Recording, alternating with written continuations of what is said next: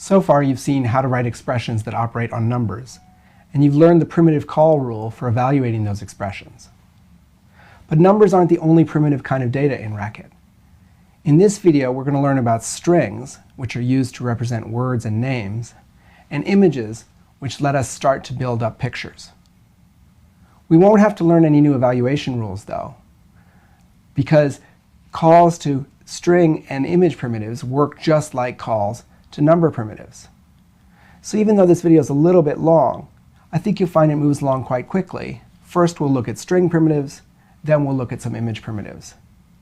There's one tricky part having to do with the way we number the characters in a string, but I plan to spend a couple minutes on that just to be sure to show you how it works. In the beginning student language, strings look like this. There's this double quote, and then some characters, like apple, and then another double quote. And Racket highlights the string between the quotes with green for us to help us see it. So that's a string. Here's another string, Ada, someone's name, and strings are values. So if we run the program with these two strings in it, the value of the strings is the strings themselves. So apple produces apple and Ada produces Ada. Now what are some things we can do with strings? Well, one thing we can do with strings is put them together. So let's say we have two strings, Ada, which is someone's first name, and Lovelace, which is someone's last name. We can put them together like that.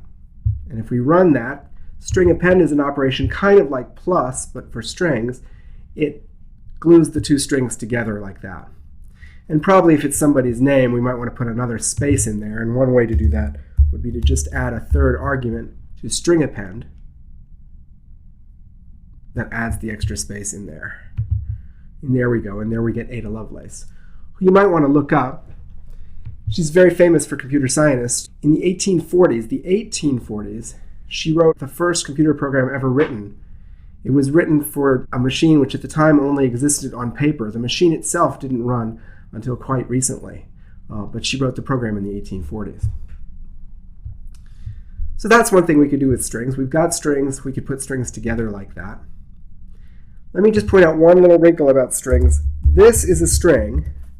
That is a string that happens to have the characters 1, 2, and 3 in it. And this is a number, 123, and they're not the same. So in particular, you can take the number and add 1 to it. If we run that program, we get 124 as the result of that expression, but you can't take the string and add 1 to it. If you try to do that, you'll get this error message, plus expects a number as its second argument. You gave it a string. And Racket nicely highlights for us where the error is. And you'll probably make this mistake. Everybody makes it at first when they're learning the difference between strings and numbers. And you just look at that and you say, oh, I meant this to be a number. And you just get rid of those string quotes. And now this program does run, and both of those are working. We get 124 twice. OK, let me show you two more primitives on strings very quickly. What I'll do is I'll delete that stuff, and I'll comment this stuff out. The one operation we can do on strings is to take string length, for example, of apple.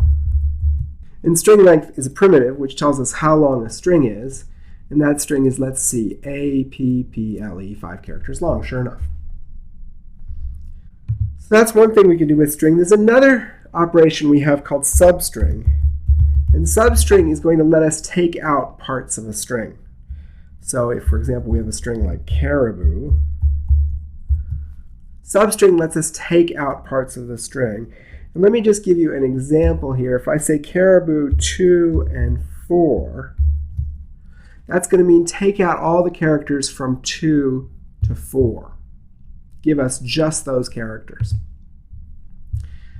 Now that's RI. And the question is, why is that RI?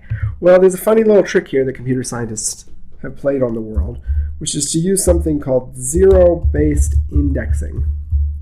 And in order to understand zero-based indexing, the way I always do it is I make myself a string that looks like this. I make a little string that's 0, 1, 2, 3, 4, 5, 6, 7, 8. That's probably long enough for now. Okay.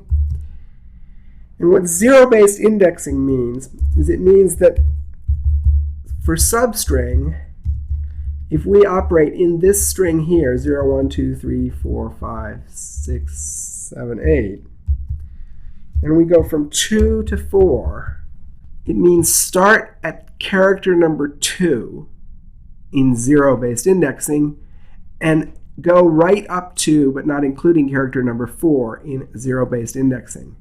So again, if you take this, what I'll do is I'll take this string here and I'll line it up perfectly with Caribou.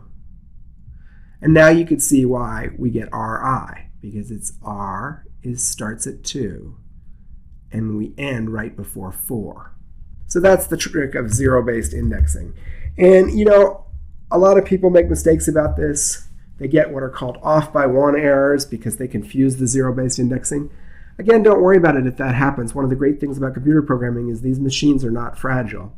If you make a mistake, you get an error message, not quite the right thing happens, you just fix it. I'm not saying we shouldn't worry about errors in our programs. The design method we're going to learn is going to help us prevent and find such errors. All I'm saying is, if you get an error while you're working, don't worry about it. Look at the error message and fix the problem. So just so you see one other example of substring, let's say if I say substring of Caribou, and I want just the first 3 characters, I would say 0, and I'll stop at 3. And that gives me the CAR.